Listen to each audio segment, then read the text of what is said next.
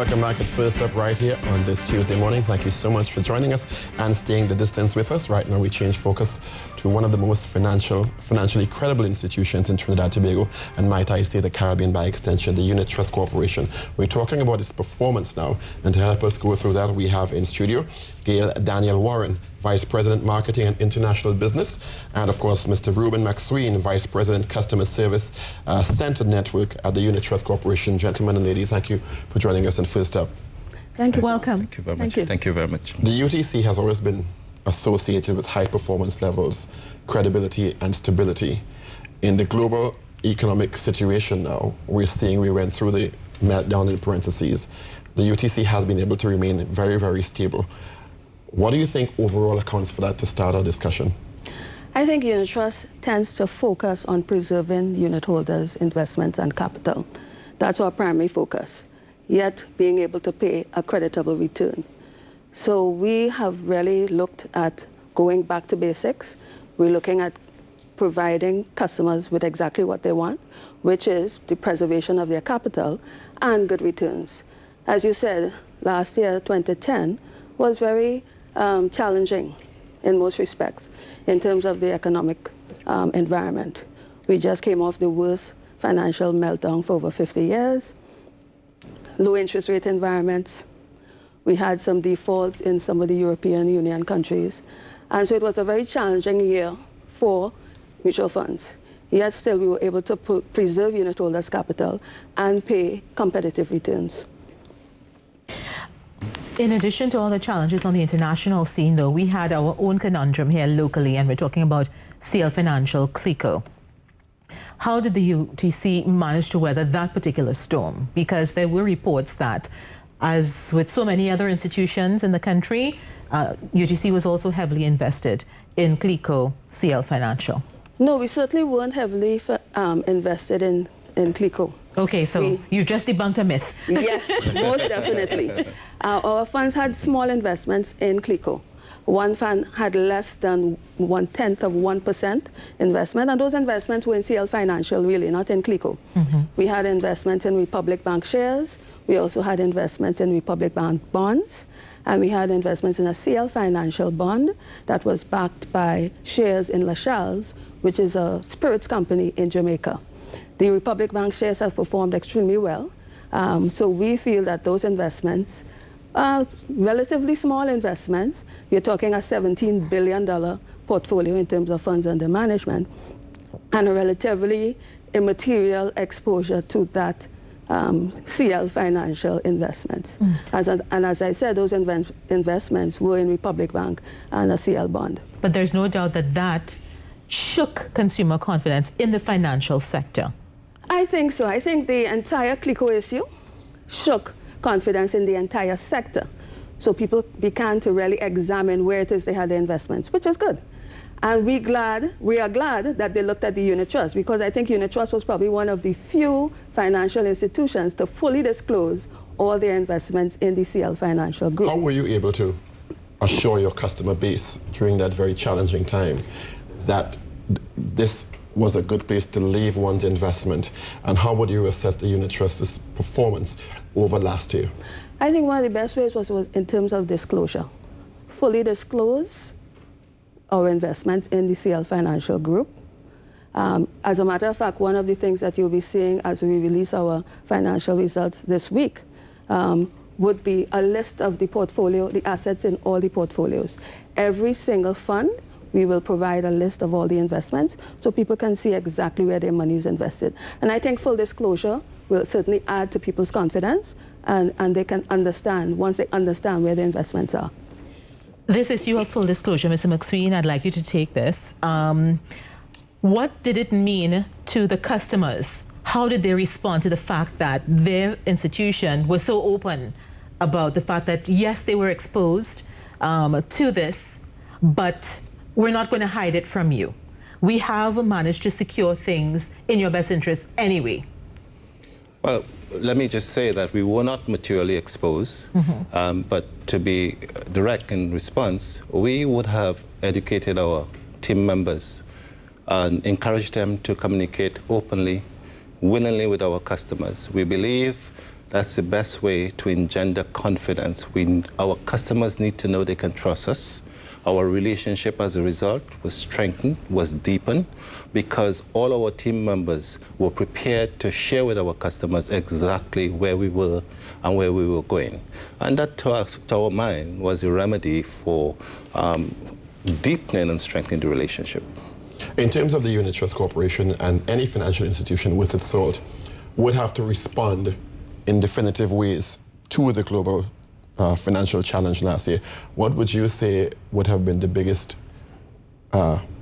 changes you would have had to make in terms of some of the funds or performance areas for the Unit Trust Corporation? Well, the Unit Trust aim is really to perform well irrespective of the financial situation.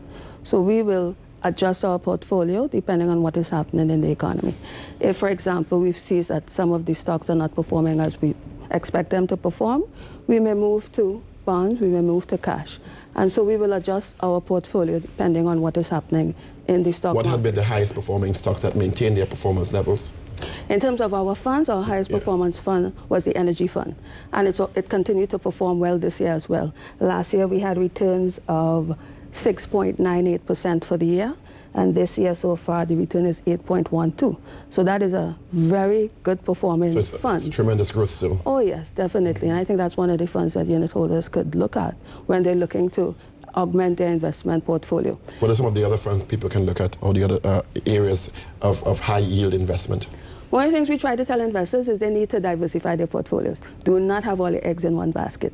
And that is why seems to be a mantra at the Unit Trust. It's a mantra at the Unit Trust. Diversify. I guess it adds safety to you. Definitely. Don't put all your eggs in one basket. Safety, stability, strength.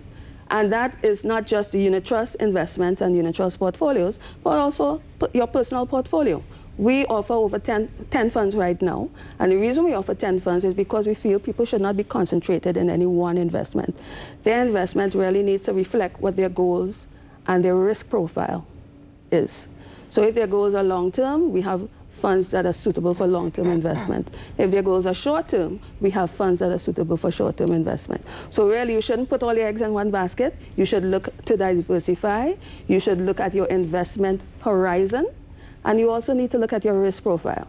Would you be willing to take more risk for a higher return, or do you want safety? What we have found is most of our investors gravitate towards safety, especially in these times. 2 or 3 years ago, you would find that the majority of assets were in, about 80% of the assets were in fixed income securities, and only 20% were in equity. That has changed now to 90% in fixed income and only 10% in equities. So we're seeing a shift towards safety and stability. And you can understand that based on what has been happening in the market over the past few years. Just to stay with the analogy of the eggs in the basket, just how fresh and sound and large are the Unit Trust eggs in that basket that you're offering? Well, as we said before, Unit Trust has over $17 billion in funds under management. And we have over 500,000 unit holders. Last year we had $7.1 billion in sales. So you'll find that the eggs are strong, the eggs are large, and the eggs are growing, right? So Unit Trust is really a good place to invest if you're looking for diversification, if you're looking for strength and stability, and you also want to get a competitive return, because that's really our aim, because that's what our investors want. Mr. McSween, in terms of your portfolio as Vice President, Customer Service, the funds and the investment opportunities are one thing. What have the customers been telling you in terms of what they're looking at now for the future to really help their investments grow, and the type of services they're looking for? Well, as Gail alluded to, they're looking for diversification of options, so to speak. And we have been in constant touch with our customers. And in response to them, we are also thinking in terms of launching some new initiatives and that would better accommodate and respond to our customers.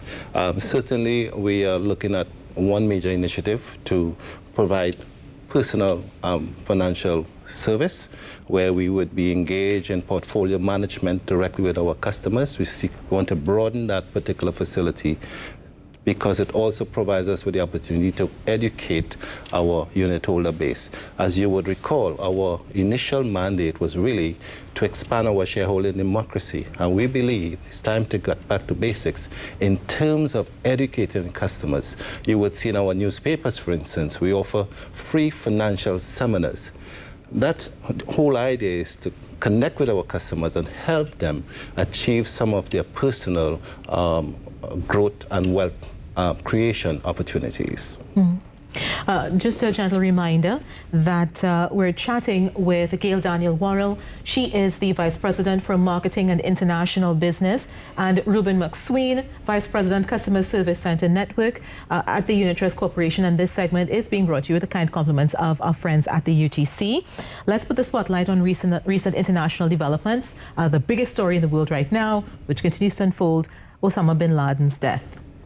What sort of impact is that going to have on us here in Trinidad and Tobago, because we see the US dollar appreciating, the Chinese yen appreciating in the wake of this most recent development? And what else can we expect? Because the markets are responding very positively to that news. Well, in the wake of Osama bin Laden's death, what we saw was basically a 3-hour rally. That's as long as it lasted. And really the markets ended last night lower than the day before.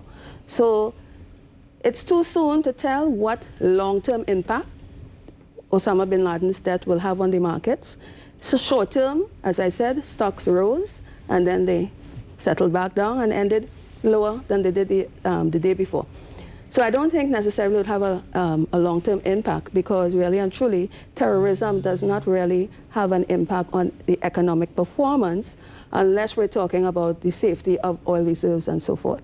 So in that respect, yes, it could have an impact on Trinidad and Tobago, because as we know, our economy is based on oil and gas, and if there's any threat to oil and gas, depending on what happens, it may raise the prices or it may lower the prices, and certainly looking for higher prices. In terms of that possibility of some sort of impact from, let's say, the Eastern Bloc countries, the turmoil with Muammar Gaddafi and the impact on oil prices going up or down. You said earlier on that a large portion of your portfolio is based in the energy.